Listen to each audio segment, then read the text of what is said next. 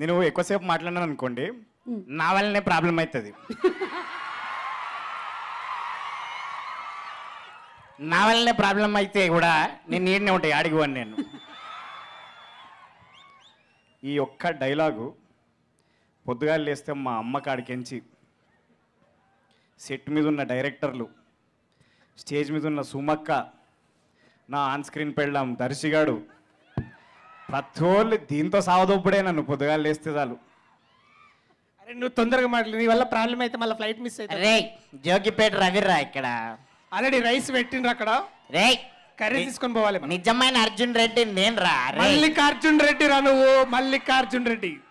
ఆగు, మీరు అందరికి ఇంతగానం నవ్వడానికి కారణము, ఏకైక కారణము ఇగో ఈ మనిషి. ఈ పెన్గా ఇట్లా చేతులు పట్టుకొని ఇట్లా తిరుగుతాను చూడు. అట్టే ఆయన నాకు కథ చెప్పనీకి వచ్చినప్పుడు ఫస్ట్ టైం కూడా అట్టనే తిరిగిన ఆయన. అరే ఏందా ఎందుకు వచ్చినావు, ఎవరు నువ్వు అంటే అది నేనేనండి కథ చెప్పనీకి వచ్చిన. ఓ మహాసిగ్గు 2 రోజులే, ఇక దాని తర్వాత మొత్తం మనమే సిగ్గిడిచి పెట్టుకోవాలి.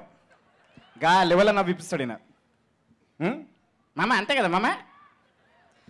ఈయన నిజంగా మా ముగ్గురికి ఈయన మా జాన్నే జిగారు. ఈయన ప్రభావం మా జీవితాల్లో ఎట్లుందంటే పొద్దుగా లేస్తే చాలు ఇదే మామ. బాత్రూంలోకించి మమ్మీ తువ్వాలనుకో షార్ట్ రెడీయా సార్ వస్తున్నా. నాకు ఇందాక దయాకర్ సార్ని కలిసినప్పుడు కూడా నమస్తే సార్ అని చెప్పబోతున్నా నేను. అది గలీజ్ ఉంటుందని నేను చెప్పలేక ఈ లెవెల్లో మమ్మల్ని ప్రభావితం చేసి ఈ సినిమా చేయించి మళ్ళీ మధ్యలో కరోనా పాండమిక్ వచ్చింది. ఆ పాండమిక్లో మీకు తెలుసు మనమందరం నవ్వుతామో లేదో ఏందో ముచ్చట కూడా తెలియదు అన్నట్టు ఉండే పరిస్థితి. తెరుచుకుర్రో లేదో, థియేటర్లు ఓపెన్ చేసిరో లేదో. నేను మీకు వరంగల్లో వాగ్దానం చేస్తున్నా లేదా సీట్లు చింపుకుంటారని చెప్పి 150 థియేటర్ల ఓనర్లు నాకు ఫోన్ చేసి నా సీట్ పైసలు నాకు వాపస్ అని చెప్తున్నారు ఇప్పుడు.